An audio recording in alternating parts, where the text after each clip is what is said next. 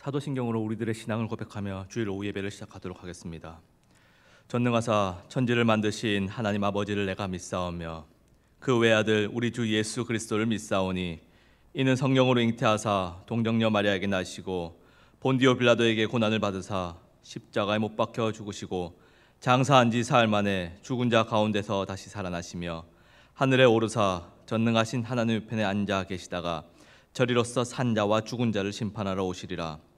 성령을 믿사오며 거룩한 공회와 성도가 서로 교통하는 것과 죄를 사하여 주시는 것과 몸이 다시 사는 것과 영원히 사는 것을 믿사옵나이다. 아멘. 함께 찬송가 264장 찬양하시겠습니다. 찬송가 264장입니다.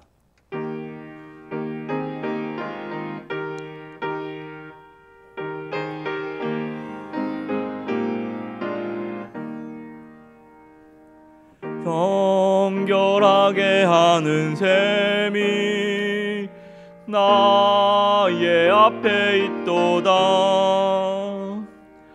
성령께서 권고하심 죄 씻으라 하시네. 찬양하리 찬양하리 죽임당한 어린 양 주께 영광 돌리어라. 우리 죄를 씻어주셨네. 나의 가는 길이 좁고 내 뜻대로 안 돼도 모든 욕심 다 버리고 주만 따라가겠네.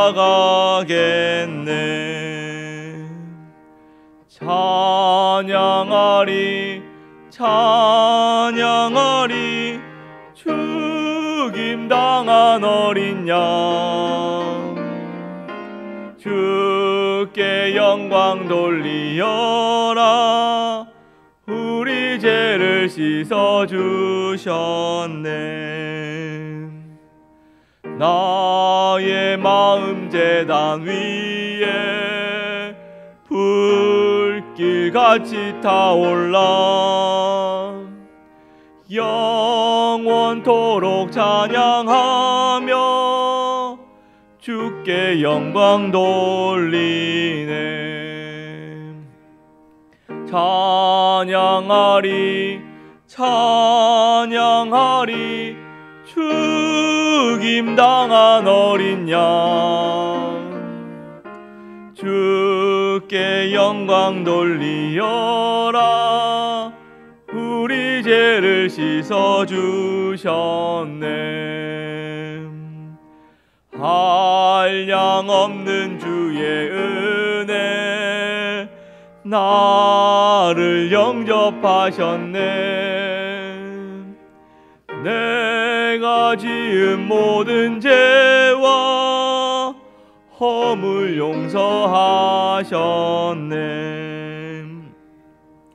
찬양하리 찬양하리 죽임당한 어린 양 주께 영광 돌리어라. 우리 죄를 씻어주셨네. 성부 하나님께 영광 성자 예수께 영광 성령님께 또한 영광 모두 돌려드리세.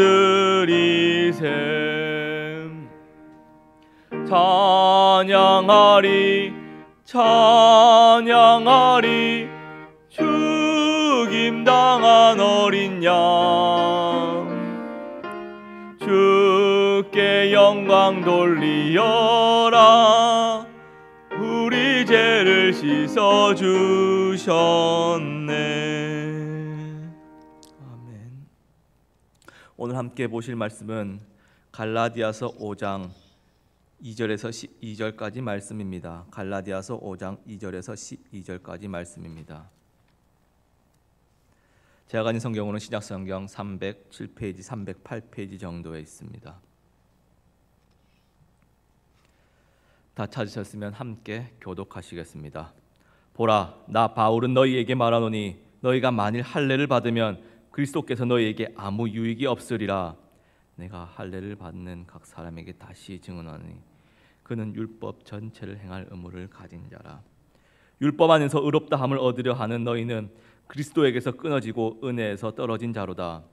우리가 성령으로 믿음을 따라 의 소망을 기다리노니 그리스도 예수 안에서는 할례나 무할례나 효력이 없으되 사랑으로서 역사하는 믿음뿐이니라. 너희가 다름질을 잘 하더니 누가 너희를 막아 진리를 순종하지 못하게 하느냐. 그 권면은 너희를 부르신 이에게서 난 것이 아니니라. 노력이 온덩이에 퍼지느니라. 나는 너희가 아무 다른 마음을 품지 아니할 줄을 주 안에서 확신하노라. 그러나 너희를 요동하게 하는 자는 누구든지 심판을 받으리라. 형제들아, 내가 지금까지 할례를 전한다면 어찌하여 지금까지 박해를 받으리요. 그리하였으면 십자가의 걸림돌이 제거되었으리니. 함께 보시겠습니다. 너희를 어지럽게 하는 자들은 스스로 베어버리기를 원하노라. 아멘. 사랑하는 장제의 성도 여러분, 요즘 아이들을 키우는 것 가운데서 어려운 것 중 하나가 유튜브나 그런 미디어 매체의 접촉을 최소화하는 것입니다. 그런데 이게 쉽지 않은 일입니다. 마음은 휴대폰을 아이들의 손에 안 쥐어주고 싶은데 좀 편하게 밥을 먹기 위해서, 조금 편하게 쉬고 싶어서 결국 유튜브를 좀 봐 하면서 휴대폰을 넘겨주는 것이 안타깝게도 현실입니다.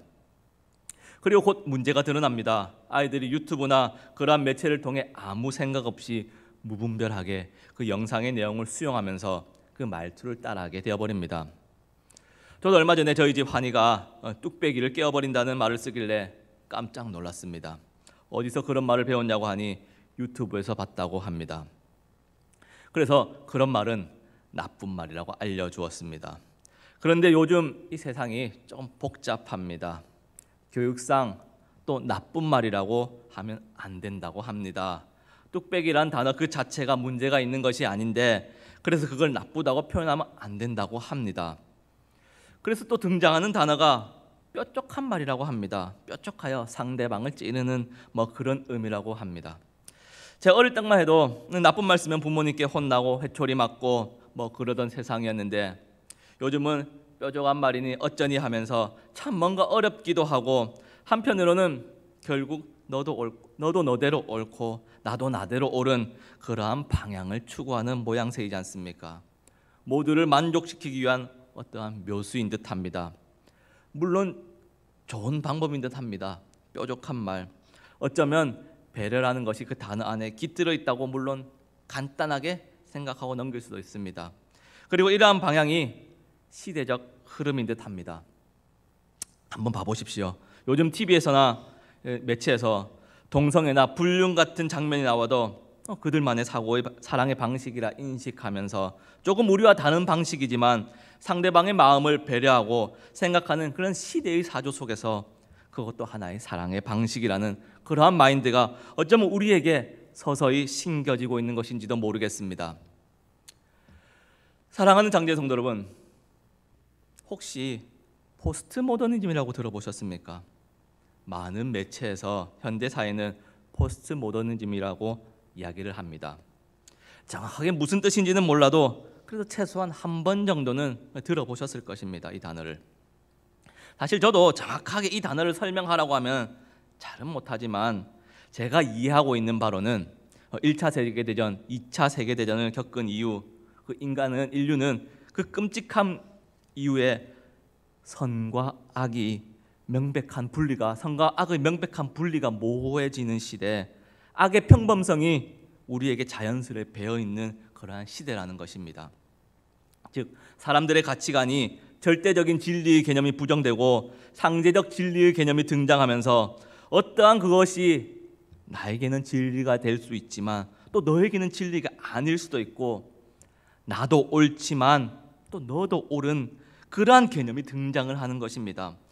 그렇게 한 가지의 항구적이고 변함없는 가치만을 주장하는 것은 옹고집에다가 외골수에다가 시야가 좁고 이기적이다, 이런 느낌이 들 수밖에 없는 것입니다.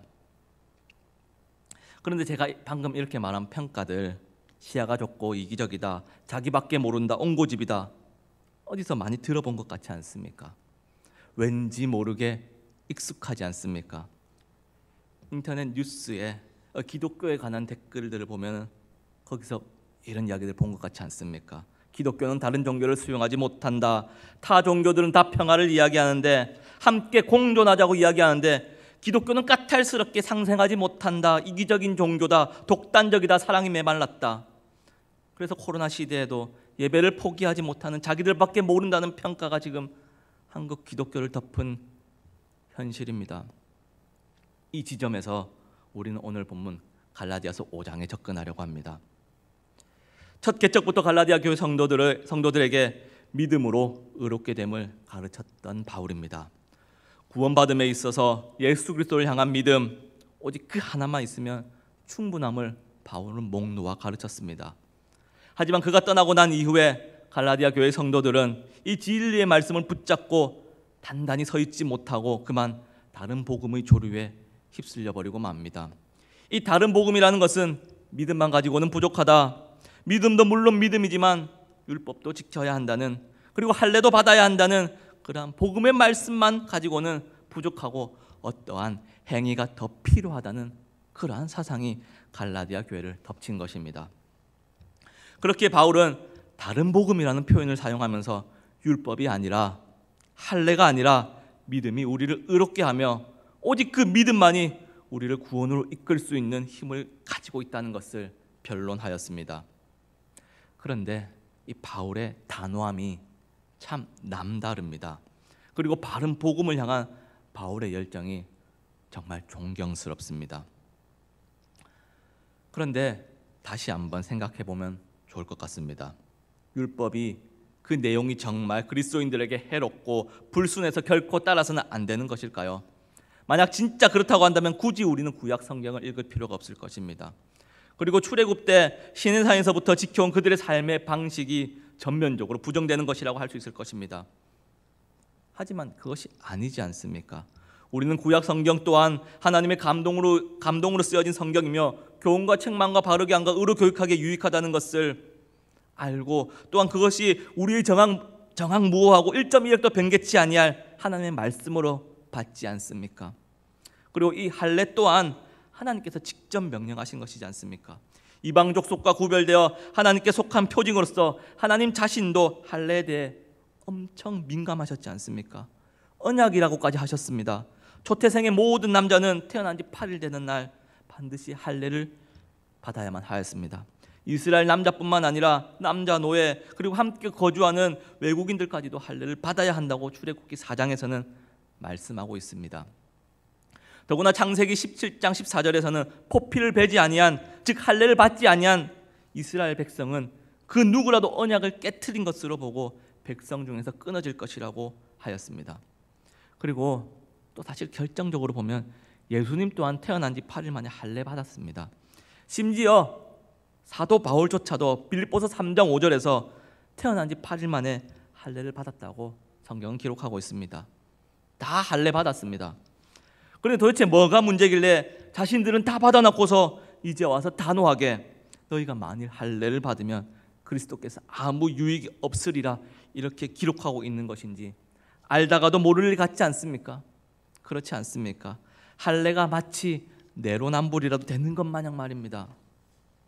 그렇게 우리는 바울이 허언증 환자가 아니라고 한다면 우리는 이 바울의 논지를 좀 자세하게 짚어보며 살펴야 할 듯합니다. 왜 바울이 너무나도 단호하게 자신이 사도로서의 모든 권위를 걸고 보라, 나 바울은 너희에게 말하노니 너희가 만일 할례를 받으면 그리스도께서 아무 유익이 없다고 하셨는지 그 이유를 말입니다. 바울은 로마서 2장 25절에서 내가 율법을 행하면 할례가 유익하나 만일 율법을 범하면 내 할례는 무할례가 되느니라 이렇게 기록하고 있습니다. 할례를 받은 자가 율법을 지키지 못하면 그는 할례 받지 못한 이방인과 같이 취급당하며 곧 하나님의 언약 밖에 있는 사람으로서 이렇게 평가가 되었습니다. 그렇기에 할례가 유익하기 위해서는 그 613가지나 되는 율법 전체를 어쩌면 꼬장꼬장하게 지켜내야만 그 할례가 유익이 되는 것입니다. 하지만 다들 아시지 않습니까? 그 누구도 그 율법 전체를 다 지켜 행할 수 없다는 것을 말입니다. 그리고 그것이 로마서의 논지이지 않습니까? 도무지 우리는 율법을 다 지켜낼 수 없는 사람이라는 것을 말입니다. 여차여차 공들이고 애써 정말 율법에 목숨 걸어서 완전히 다 지켜낼 때 그 율법이 그제서야 효력을 발휘하여 율법을 통한 자력 구원의 길이 열리는데 그 누구도 율법을 통해서는 하나님께 갈 사람이 도무지 없다는 것입니다. 절대 없습니다. 그렇기에 할례 안에서 구원의 유익이나 정말 눈꼽만큼의 이익이라도 발견할 수 있다고 생각을 한다면 아주 잘못 생각한 것입니다. 결코 없습니다. 그리고 그들에게는 그리스도 안에서 얻는 구원의 유익이 없다는 것입니다. 예수 그리스도께서 십자가에서 휘장을 찢으신 그 이후 더 이상은 할례와 율법을 통해서는 하나님께로 가는 길은 없습니다. 바울은 아예 인정조차 하지 않았습니다. 원천 차단 같은 건 말입니다. 바울은 오직 예수 그리스도를 믿음으로 구원에 이를 수 있음을 수차례 반복하여 이야기하였습니다. 가는 곳곳마다 어쩌면 바울은 그렇게 이야기하였을 것입니다. 예수 그리스도를 믿음으로 구원받는 그 사실을 말입니다. 그런데도 갈라디아 교회 성도들은 그래도 혹시 모르니 할례도 받고 또 그리스도를 통한 구원의 유익도 누리면 더 좋지 않을까 이렇게 생각하였는지도 모르겠습니다. 그런데 저 이 느낌을 알 것 같습니다. 예전에 저희 부모님이 주일만 되면 교회를 가야 한다고 교회 가라 하니 사실 토요일에서 주일까지 이어지는 그 저녁이 주말 저녁이 얼마나 놀기 좋습니까? 혹시 아십니까 그걸? 다들 말씀과 기도에 전무하고 토요일 저녁은 기도로 주일을 사모하며 기다리기에 잘 모르실 수도 있을 것입니다. 여튼 놀기 좋은 토요일 저녁. 그런데 어떨 때는 속에서 천불이 납니다. 다른 친구들은 다 잘만 놀러 가는데 신나게 먹고 마시고 흔들고 그렇게 놀고 나서 주일 아침에 푹 늘어져 자는데 도대체 나는 이게 뭔가 하는 마음에 속에서 열불이 났었습니다. 참 공감 못 하시겠죠? 괜찮습니다. 그런 당시 제가 생각하길 임종 직전에 예수님을 주로 고백하더라도 천국에 간다고 하는데 그 한편 강도처럼 말입니다. 실컷 잘 놀고 잘 즐기고 잘 살다가 나중에 죽기 직전에 예수 믿으면 안 될까? 죽기 직전에 나 예수님 믿습니다 하면 안 될까? 저 정말 심각하게 이런 고민했었습니다. 그러니 제가 가족들 잔소리에서 완전히 자유로운 아무도 없는 호주까지 갔지 않겠습니까? 너무 웃기지 않습니까? 예수를 믿어야 구원이 있다고 하는데 그 예수 믿으려고 하니 뭔가 제약사항이 많으니 놀고 싶기도 하고 또 구원도 포기하지 못하겠으니 다 가지고 싶은 마음에 그랬던 것 같습니다. 물론 하나님의 은혜로 여기 붙들려 있지만 말입니다. 그런데 오늘 성경은 적당히 율법의 한 발짝, 믿음의 한 발짝 이렇게 가는 것은 없다고 말하고 있습니다. 율법을 지키는 것이 구원으로 이어지면 굳이 그리스도가 필요 없는 것이지 않습니까? 율법에 한 발이라도 담그고 구원을 기대한다는 것은 그 율법을 지킨 사람의 행위가 구원의 근거가 된다는 것이며 그게 그렇게 된다면 율법을 지킨 사람에게 그 행위를 한 사람에게 찬양과 영광을 돌리는 것이 마땅치 않습니까? 하나님께서 받으셔야 하는 찬양과 영광을 그 인간이 대신 받는다는 것은 하나님께서 가장 가증스러워하는 일입니다.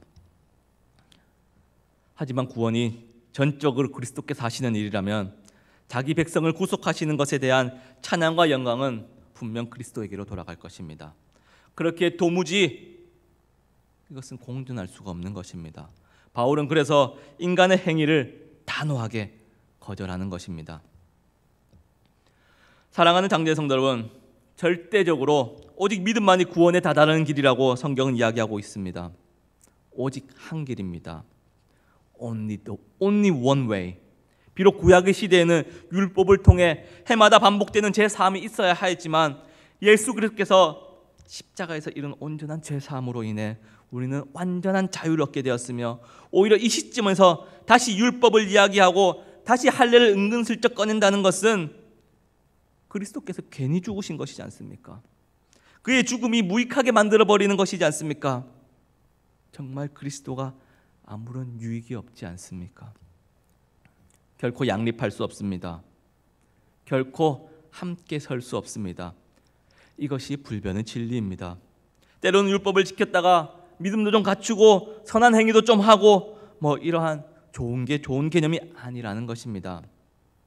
세상이 아무리 포스트 모더니즘 사상에 의해 너도 옳고 나도 옳다고 할지라도 아닌 건 아니라고 해야 하지 않겠습니까? 우리 그리스도인들은 이 진리를 굳게 붙들어야 할 것입니다. 기독교 너희만 독특하고 너희에게만 진리가 있다고 말하는 것은 이기적이다, 오만하다, 주변에서 손가락질하고 그렇게 말할지라도 그것이 사실이 아닌데 어떻게 그렇게 말하겠습니까? 오직 예수 그리스도의 그 의를 힘입어 구원함에 이르렀다고 어찌 아니 말할 수 있겠습니까? 그렇기에 바울이 단호해질 수밖에 없지 않겠습니까? 우리도 좀 단호해졌으면 좋겠습니다. 허허허 웃으면서 사람 좋다고 이래 말해도 오케이 저래 말해도 오케이 하는 것이 우리를 구원으로 이끌지는 않습니다. 사람 좋다는 것과 구원과는 별개입니다. 마음은 안타까울지 몰라도 예수 그리스도를 믿지 않는다면 그 진리 앞에서는 단호하게 말할 수 있어야 할 것입니다. 설령 내 사랑하는 가족이라도 내 부모님이라도 정말 눈에 넣어도 아깝지 않을 내 자녀라고 하더라도 오직 한 길 예수 그리스도 아니면 구원을 도무지 얻을 방법이 없다고 단호하게 말해야 합니다. 물론 마음이 아픕니다. 그렇지만 길은 하나밖에 없는데 말입니다. 이 믿음으로만 구원을 얻는다고 단호하게 말하고는 그래 나도 마음이 아프다 하는 것이 혹시 믿음의 끝이 아니라는 것은 알고 계십니까? 물론 마음이 아프니까 마음이 아프다면 전해야지요. 믿을 수 있게끔 말입니다. 내 가족인데 그게 고민할 사항이겠습니까? 내 사랑하는 가족인데 단호하게 당신에게 그리스도께서 아무 유익이 없습니다 하고 말아버리실 것입니까? 우리는 구원을 받은 자로서 믿음이 예수 그리스도와 그분으로 인한 모든 유익을 받아들이게 하는 것을 압니다.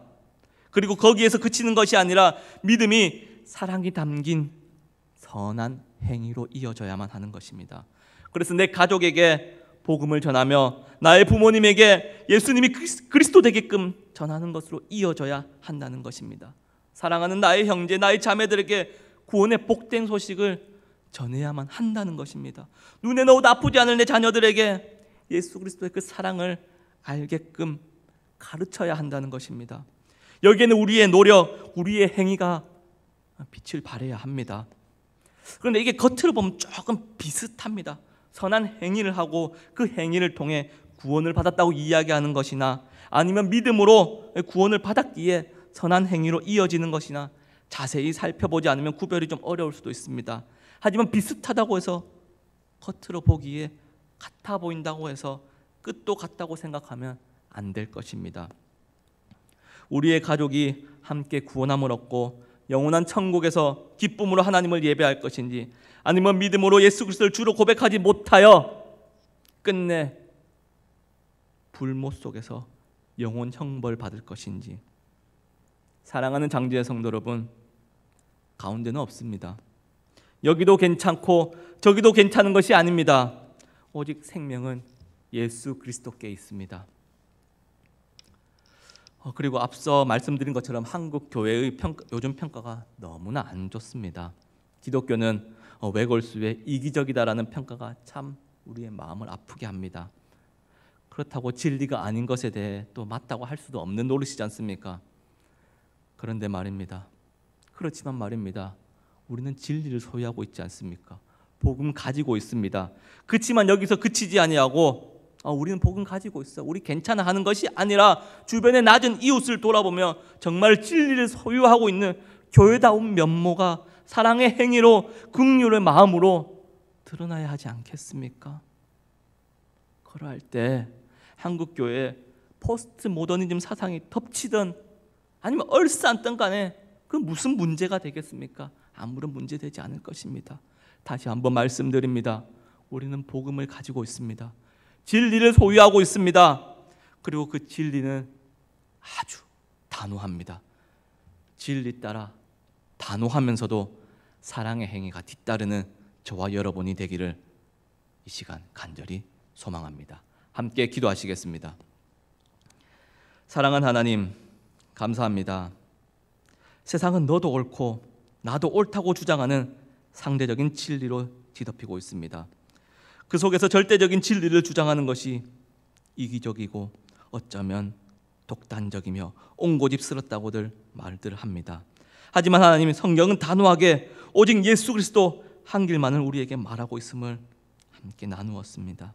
하나님, 세상의 시대사조가 어떠할지언정 굳건히 진리의 말씀 붙잡고 나아갈 수 있도록 은혜 베풀어 주시오며, 또한 그 단호함으로 그치는 것이 아니라 진리를 소유한 자로서 우리에게 사랑의 행위가 이어질 수 있도록 우리를 붙들어 주시옵소서. 하나님, 바라옵기는 사랑하는 우리 가족들, 그 가운데 아직 주를 믿지 않는 이들에게, 아직 하나님의 사랑을 경험하지 못한 가족들에게 복음이 전해질 수 있도록 은혜 베풀어 주시옵소서. 단호하고도 그럼에도 따뜻한 복음의 메시지가 그들의 심령 가운데 심겨질 수 있도록 상황과 환경과 여건과 마음을 만져 주시옵소서. 또한 하나님, 한국교회를 불쌍히 여겨 주시옵소서. 코로나 시대 한국교회가 다들 위기라고 합니다. 독단적이라고도 합니다. 그렇지만 진리를 소유하고 있는 교회에 넉넉한 여유의 마음을 주시어 손가락질하는 이들을 도리어 품게 하시며 사랑으로 감싸 안으며 그들을 위해 기도하며 낮은 곳을 향해 돌아볼 수 있는 그런 한국교회 될 수 있도록 은혜 베풀어 주시옵소서. 오직 예수 그리스도만이 우리를 구원으로 이끄심을 믿으며 예수 그리스도 그 이름으로 기도드립니다. 아멘. 주기도문으로 예배 마치겠습니다. 하늘에 계신 우리 아버지여, 이름이 거룩히 여김을 받으시오며 나라가 임하옵시며 뜻이 하늘에서 이루어진 것 같이 땅에서도 이루어지이다. 오늘 우리에게 일용할 양식을 주시옵고 우리가 우리에게 죄 지은 자를 사하여 준 것 같이 우리 죄를 사하여 주시옵고 우리를 시험에 들게 하지 마시옵고 다만 악에서 구하시옵소서. 나라와 권세와 영광이 아버지께 영원히 쌓옵나이다. 아멘.